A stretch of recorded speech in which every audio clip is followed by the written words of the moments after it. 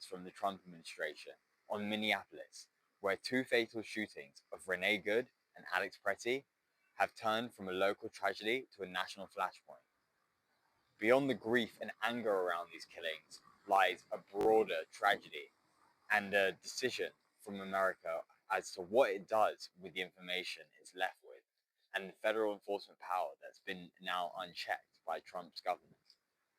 Will this be the first in a long line of killings at the behest of the Trump administration, or will this be a national rallying cry against government overreach? I'm James Watson, and this is Across the Pond.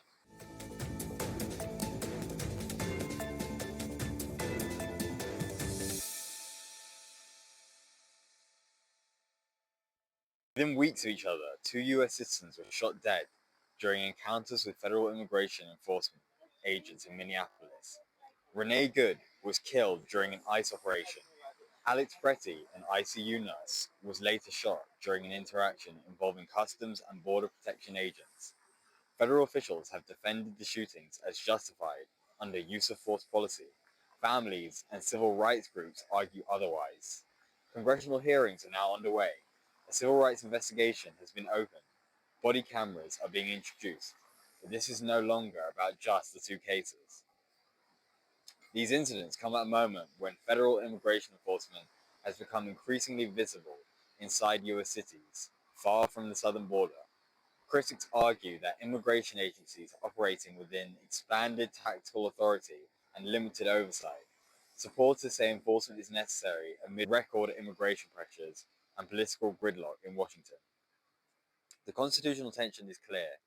Immigration enforcement is federal jurisdiction, but public safety and policing traditionally fall to states and cities.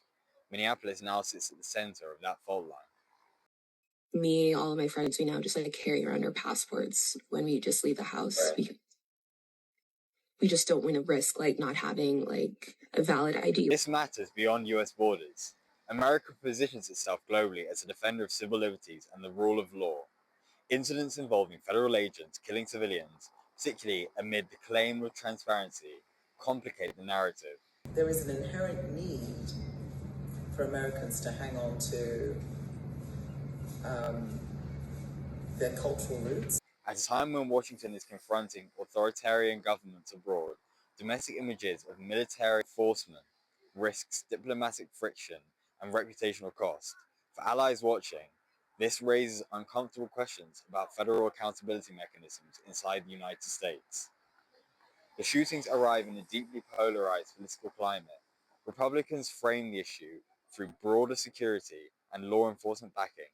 Democrats are divided, some defending immigration enforcement structures and others demanding structural reform of ICE and DHS oversight. The House Oversight Committee has accused federal agencies of withholding information. Civil rights organizations are pushing for independent review mechanisms. And in Minneapolis, protests continue, linking those deaths to a longer history of contested federal and local policing relationships. The investigations into Pretti and Good are still ongoing, but politically, this is a much broader shift. It raises questions about executive authority, government, and the institutional structures that are there to check Trump's administration. From our vantage point across the Atlantic, this moment is a test between security and liberty in the world's most powerful democracy. Until next time.